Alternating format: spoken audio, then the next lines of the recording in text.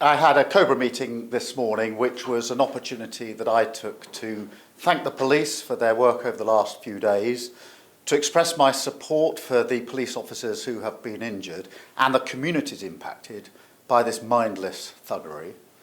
There are a number of actions that came out of the meeting. The first is we will have a standing army of specialist officers, public duty officers, so that we'll have enough officers to deal with this where we need them. The second is we'll ramp up criminal justice. There have already been hundreds of arrests. Some have appeared in court this morning. I've asked for early consideration of the earliest naming and identification of those involved in the process, who will feel the full force of the law. And thirdly, I've been absolutely clear that the criminal law applies online as well as offline, and I'm assured that that's the approach that is being taken.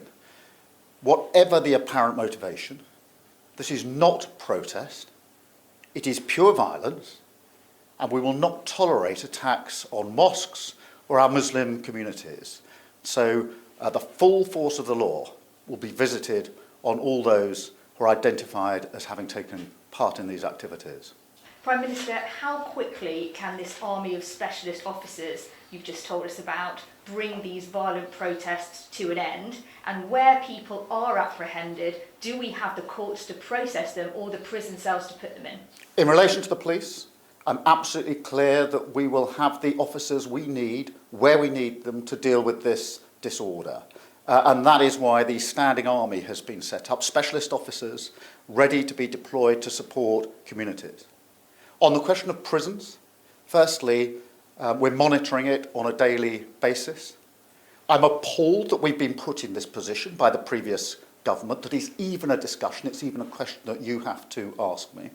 But we will make this work and ensure that we've got the places that are needed to bring the perpetrators swiftly to justice. So on both those fronts, I'm confident that we can absolutely make sure that those engaged in this activity do feel the full force of the law.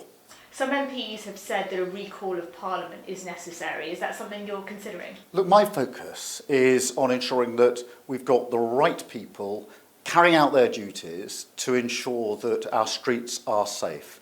For the public, that is the first duty of government, and that's where my absolute focus is. So we don't need one at this stage? No, my focus is on making sure that we stop this disorder, that the criminal sanctions are swift and be seen to be followed, which is why I've asked for consideration to be given to the earliest identification and naming of those that are involved in this. Many have been arrested, some have been charged, some of them are in court now. We're entitled to know who they are so they can be identified at the first opportunity.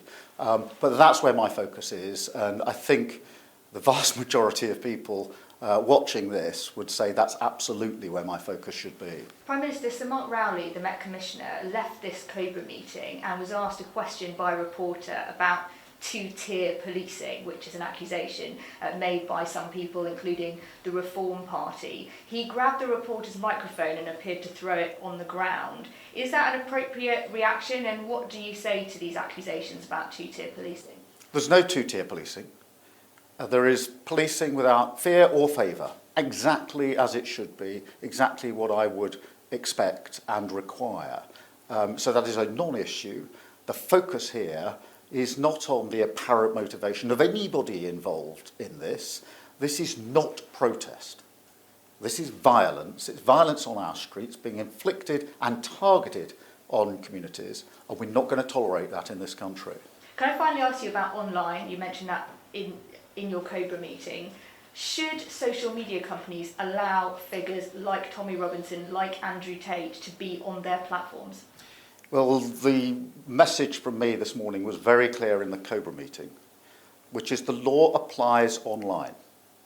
So if you're inciting violence, it doesn't matter whether it's online or offline. And therefore, I expect, just as in relation to those that are directly participating on the streets, for there to be arrests and charging and prosecution. Equally, anyone who has been found to have committed a criminal offence online can expect the same response. Thank you very much. Thank you.